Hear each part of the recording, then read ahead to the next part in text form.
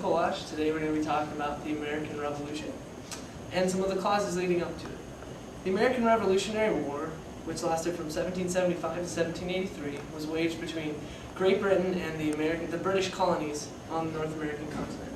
The war was the culmination of the political American Revolution, whereby the colonists overthrew British rule after a series of different things pushed them in that direction. In 1763, the British issued the Proclamation of 1763. This proclamation tried to protect the Indians from further encroachment by the settlers by placing a line on the Appalachian Mountains. Any land west of that, the colonists could not access, and they could not buy land from Indians either. The second British action was to pass the Revenue Act of 1764, which was also known as the Sugar Act. This act provided strong methods of enforcing a tariff on molasses and other imported goods.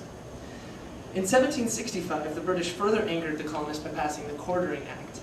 This allowed any British troops to stay in any colonist's house, where the colonists had to feed them and had to house them and had to provide anything that the British troops needed there.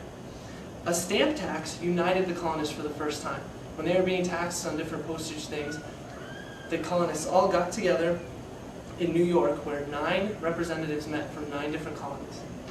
Meanwhile, Parliament passed a series of laws imposing new taxes. These were known as the Townshend Acts. These laws included tax on lead, paper, paint, and glass, and this almost pushed the colonists over the edge. Protests in the colonies against the acts died down, but then Parliament passed a Tea Act.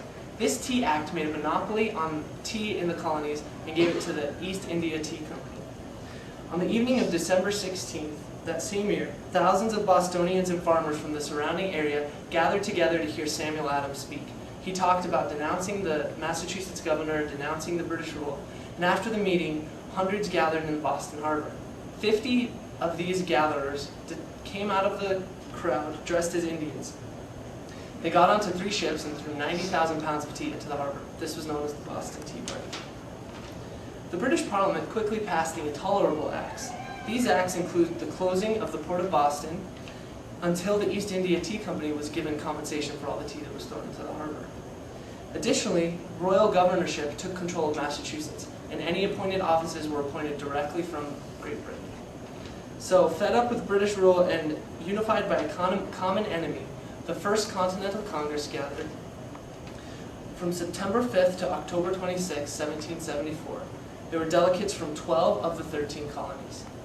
Due to all of these different facts that we talked about, all the different acts and all the different provocations from the British government, the colonists finally banded together and decided to overthrow British rule, and the revolution had finally begun. We will be talking more about the revolution and the different events that took place in it tomorrow.